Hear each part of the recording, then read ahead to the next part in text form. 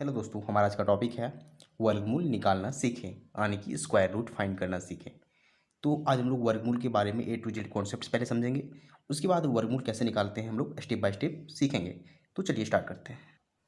देखिए, वर्गमूल में हमें दो तरह के शब्दों का अर्थ जानना बहुत ज़रूरी है। वे शब्द हैं, पहला वर्ग यानी कि स्क्वायर, दूसरा वर्गमूल यानी कि स्क्वायर रूट। तो इन दोनों शब्दों का मतलब हम लोग एग्जाम्पल के थ्रू समझेंगे। देखिए, अगर हम एग्जाम्पल के तौर पर संख्या 9 को लेते हैं, यानी कि 9 को, तो इस 9 का वर्ग यानी कि स्क्वायर क्या हो जाएगा। देखिए, 9 का स्क्वायर हो जाएगा 9 का पावर 2, और 9 का पावर 2 हम लोग जानते हैं कि 9 गुना 9 यानी कि 81 यानी कि 81 हो जाता है। अगर हम इस 9 की वर्गमूल की बात करें, ये वर्ग था, अब वर्गमूल की बात करेंगे तो इसमें क्या होता है, 9 का पावर हम लोग 1/2 देते हैं। वर्ग में पावर 2 है और वर्गमूल में पावर 1/2 है। लेकिन इस 9 का पावर 1/2 को हम लोग सॉल्व कैसे करेंगे। देखिए, इस कोष्ठ के अंदर जो संख्या 9 है उसे सबसे हम लोग चेंज करेंगे, यानी कि 3 के फॉर्म में लिखेंगे। तो इसे अगर 3 के फॉर्म में लिखेंगे तो क्या हो जाएगा, 9 को हम 3 का स्क्वायर लिख सकते हैं, यानी कि 3 का पावर 2 लिख सकते हैं। उसके बाद यहाँ कोष्ठ दीजिए, क्योंकि यहाँ कोष्ठ है। उसके बाद पावर 1/2 हमें देना है। तो देखिए क्या हो जाएगा। तो घातांक के नियम के अनुसार 3 का पावर 2 गुना 1/2 हो जाएगा। अब देखिए, यहाँ 2 और 2 कट जाएगा तो 3 का पावर 1 बचेगा, इसका मतलब हो गया 3। तो इन दोनों में बेसिक अंतर क्या है, इसमें पावर 2 हो रहा है और इसमें पावर 1/2 हो रहा है। 9 का वर्ग की बात करें तो हम लोग देख चुके हैं 81 आ रहा है, और 9 का वर्गमूल की बात करें तो 3 आ रहा है, यानी कि वर्ग और वर्गमूल में बहुत ही डिफरेंस है। तो हम लोग वर्ग और वर्गमूल का कॉन्सेप्ट क्लियर कर चुके हैं। अब हम लोग भाग विधि से वर्गमूल निकालना सीखेंगे। तो हमारे पास एक क्वेश्चन है, रूट अंडर 27, 35, 29, यानी कि इस संख्या का हमें वर्गमूल निकालना है। तो चलिए स्टार्ट करते हैं। तो सबसे पहले हम इस संख्या को लिखेंगे, यानी कि 27, 35, 29 को लिखेंगे इस प्रकार से। 27, 35, 29, हमें इस संख्या का वर्गमूल निकालना है भाग विधि से। तो हम लोग भाग विधि का जो फॉर्मेट होता है, यानी कि इसके दोनों ओर लाइन खींचेंगे। अब हमारा नेक्स्ट स्टेप होगा कि इन संख्या का पेयर करना है, यानी कि जोड़ा लगाना है। तो पेयर करने का मतलब है कि हमें दो संख्याओं का एक जोड़ा लगाना है, और जोड़ा लगाना हम लोग इस साइड से करते हैं, यानी कि 9 से शुरू करते हैं जोड़ा लगाना। तो पहला जोड़ा क्या हो जाएगा, 9 और 2, यानी कि पहला जोड़ा 9 और 2 का हो जाएगा।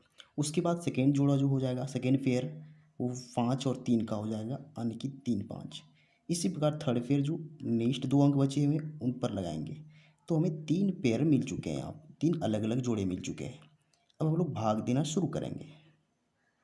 तो भाग देने से पहले आपको 1 से 10 तक का वर्ग का पता होना बहुत ज़रूरी है, यानी कि 1 से 10 तक का स्क्वायर का पता होना बहुत ज़रूरी है। देखिए, इसमें जो भाग देने का नियम है वो नॉर्मल भागा से थोड़ा अलग है, तो आप इसे ध्यान से समझिए। हमें सबसे पहले फर्स्ट पेयर, यानी कि जो पहला जोड़ा है उसे भाग देना है। तो पहला जोड़ा यहाँ 27 का है, तो हम सबसे पहले 27 को भाग देंगे। तो 27 को भाग कैसे देंगे समझिए। देखिए, इसमें क्या होता है, हम जिस संख्या से इसे भागा देते हैं सेम संख्या में भागफल में भी लिखना पड़ता है। यानी कि अगर हम 4 से भागा देंगे तो भागफल में भी 4 लिखना पड़ेगा। तो यहाँ जो संख्या आएगी सो 4 गुना 4 यानी कि 16 बन जाएगी। तो हमें इसके नीचे 16 लिखना पड़ेगा। तो हम कौन सी ऐसी संख्या से भागा देंगे जो कम से कम 27 हो अथवा 27 से कम हो, यानी कि 27 के नज़दीक होना चाहिए। तो वैसी संख्या से हमें भागा देना पड़ेगा। तो अगर हम 4 से भागा देते हैं तो इसका रिजल्ट हमें 16 मिलता है। अगर हम 5 से भागा देते हैं तो 5 गुना 5 25 मिलता है। तो देखिए, 25 27 से छोटी संख्या है। हम 27 के नज़दीक पहुंचने के लिए 6 का भी टेस्ट करेंगे, यानी कि 6 से अगर भागा दें तो 6 गुना 6 यानी कि 36। लेकिन 36 यहाँ 27 से बड़ी संख्या है, तो हमें छोटी संख्या को ही चूज करना है, यानी कि 5 से भागा देंगे और इस 25 को यहाँ लिखेंगे, यानी कि भाजक के रूप में हम लोग यहाँ 5 लिखेंगे। और भागफल में भी हम इसका जो नियम है वर्गमूल में, भागफल में भी 5 लिखेंगे, और इसका जो रिजल्ट है 25 उसके नीचे लिखेंगे इस प्रकार से। और 27 में हम 25 को घटाएंगे, यानी कि माइनस करेंगे। तो 27 में से 25 घटाएंगे, यानी कि 7 में से 5, तो यहाँ 2 बचेगा, और यहाँ 2 में से 2 घटाएंगे तो 0 बचेगा, यानी कि शेषफल हमें 2 मिल चुका है। नेक्स्ट स्टेप क्या होता है, हम नेक्स्ट जोड़ा यानी कि नेक्स्ट पेयर को यहाँ नीचे उतारते हैं, और यहाँ 35 नेक्स्ट पेयर है, इसका अगला पेयर 27 के बाद अगला पेयर 35 है। तो इस 35 को हम लोग इस 2 के साथ नीचे उतारेंगे तो यहाँ लिखेंगे, तो ये संख्या 235 बन जाएगी। और यहाँ हम जिस संख्या से भाग देते हैं सेम संख्या यहाँ लिखते हैं, यानी कि 5 से भाग दे चुके हैं तो 5 फिर लिखेंगे और इन दोनों को जोड़ेंगे, तो 5 और 5 10 हो जाता है। लेकिन हमें इस पोजीशन पे एक अंक का जगह खाली रखना है, एक संख्या का यहाँ जगह खाली रखना है, क्योंकि हम इस पोजीशन पे एक संख्या लिखेंगे। देखिए हमें 235 को भागा देना है, लेकिन किस संख्या से देना है वो कंफर्म करेंगे पहले चेक करके। हमारे पास यहाँ 10 है, देखिए 10 है। इस खाली जगह पे अगर हमें एक लिखते हैं तो हमें इस भागफल में भी एक लिखना पड़ेगा, यानी कि एक से ही गुना करना पड़ेगा। तो इसका जो रिजल्ट आएगा वो 101 आएगा, और इस 101 को इस 235 में से घटाना पड़ेगा। तो हमें खोज ढूंढना है, ऐसे संख्या को ढूंढना है जो 235 हो या 235 से छोटी हो।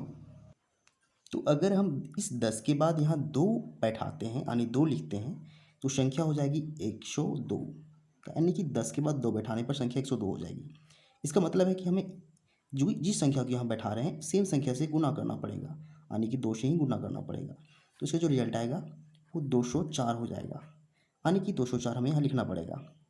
हम एक और संख्या 3 को ट्राई करते हैं, यानी कि 10 के बाद 3 को बैठाने का ट्राई करते हैं, तो हमें 3 से ही गुना करना पड़ेगा, और ये इसका रिजल्ट जो हो जाएगा 309 हो जाएगा।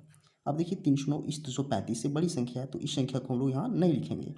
इसकी जस्ट छोटी संख्या वो 204 है, तो हम लोग 204 को यहाँ लिखेंगे और हम लोग इस पोजीशन पे इस 2 को बैठाएंगे। तो चलिए हम लोग यहाँ 2 लिखते हैं, और जितना संख्या यहाँ लिख चुके हैं सेम संख्या भागफल के रूप में यहाँ 2 लिखना पड़ेगा। हम लोग देख चुके हैं 102 को 2 से गुना करने पर 204 आ रहा है, तो इस 204 को हम लोग इस 235 के नीचे लिखेंगे, और हम लोग इस 204 को इस 235 में माइनस करेंगे, यानी कि घटाव करेंगे। 235 में 204 को घटाने पर हमें क्या मिलेगा, 5 में से 4 1, 3 में से 0 यानी कि 3, 2 में से 2 यानी कि 0, तो शेषफल के रूप में हमें 31 मिल चुका है। अब हमारा नेक्स्ट रूल है कि जो बचा हुआ पेयर होता है, यानी कि 35 के बाद का जो पेयर है 29 है, उसे यहाँ लिखेंगे, तो संख्या 3129 बन जाएगी। अब यहाँ क्या करना होता है, जिस संख्या से हम यहाँ भागा दे चुके होते हैं, यानी जो 2 यहाँ संख्या बैठा चुके हैं सेम संख्या यहाँ लिखेंगे और उसे प्लस करेंगे, यानी कि जोड़ेंगे। तो जोड़ने पर 2 और 2 4, एंड 0 के नीचे कुछ नहीं है तो 0, 1 के नीचे कुछ नहीं है तो 1, यानी कि 104। अब यहाँ एक अंक का जगह हमें खाली रखना है, हमें एक ऐसी संख्या यहाँ ऐसी अंक को बैठाना है जिस उसी अंक से अगर उसे गुना करेंगे तो हमें 3129 आना चाहिए, तो 3129 से कम आना चाहिए, जैसे हम लोग इससे पहले यहाँ देख चुके हैं।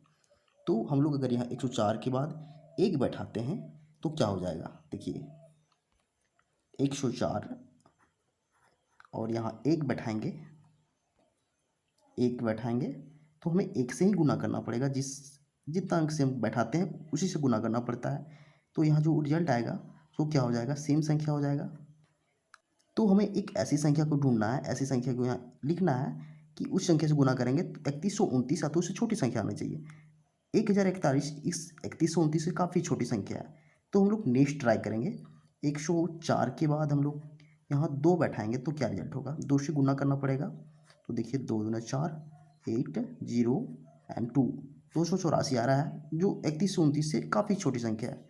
तो 104 के बाद हम लोग अब 3 बैठाएंगे और टेस्ट करेंगे, तो 3 से अगर गुना करें तो संख्या क्या हो जाएगी, 9 12 एंड 3, यानी कि 3129 हमें मिल रही है। इसका मतलब है कि अगर हम यहाँ 3 बैठाएं तो हमें 3129 मिल जाएगी। इसका मतलब है देखिए यहाँ 3 बैठाएंगे और भागफल के रूप में भी हम यहाँ 3 ही लिखेंगे, और यहाँ जो संख्या है 3129 यानी कि जो यहाँ गुना करने पर मिला है सेम संख्या यहाँ लिखेंगे 3129। अब 3129 में से 3129 को घटाएंगे यानी माइनस करेंगे, तो घटाने पर इसका रिजल्ट 0 हो जाएगा क्योंकि सेम संख्या है। अब देखिए यहाँ नेक्स्ट स्टेप क्या हो जाता है, यहाँ हमें फिर से 3 को ऐड करना है, यानी कि जिस संख्या को हम यहाँ बैठा चुके हैं सेम संख्या लिखेंगे और फिर से इसे जोड़ेंगे, तो 3 और 3 6 हो जाएगा, और 4 के नीचे कुछ नहीं है तो 4 होगा, और 0 के नीचे कुछ नहीं है तो 0, 1 के नीचे कुछ नहीं तो 1 होगा। अब संख्या यहाँ 1046 बन चुकी है। तो भाग क्रिया के दौरान अगर यहाँ शेषफल 0 हो जाए तो ये वर्गमूल का प्रोसेस कंप्लीट होता है। अब हमें चेक करना है कि वर्गमूल का प्रोसेस सही है या गलत है।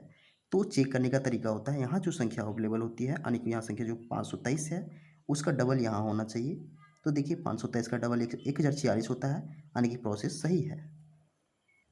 और जो संख्या यहाँ भागफल के रूप में होती है यानी यहाँ जो संख्या 523 है यही संख्या हमारा वर्गमूल हो जाती है। यानी कि हमें 27, 35, 29 का अगर वर्गमूल निकालना है तो 523 हो जाएगा। वर्गमूल को हम लोग इस तरह के चिन्ह से दर्शाते हैं यानी कि इस तरह का साइन होता है। यानी इसका मतलब है कि इस संख्या का हम लोग वर्गमूल निकालना है। तो हम देख चुके हैं कि इस संख्या का वर्गमूल कितना आ चुका है, 523 है। तो इसका मतलब है इसका वैल्यू यहाँ लिखेंगे 523, यही हमारा आंसर हो जाता है। तो भाग विधि से वर्गमूल कैसे निकालते हैं हम लोग देख चुके हैं। उम्मीद करते हैं आपको प्रोसेस यानी कि मेथड समझ में आया होगा। तो अगर आप इस वीडियो से कुछ सीख पा रहे हैं तो वीडियो को लाइक कीजिए एंड चैनल को सब्सक्राइब जरूर कीजिए, क्योंकि हम इसी तरह का वीडियो बनाते रहते हैं जो आपके काम का हो। Thank you.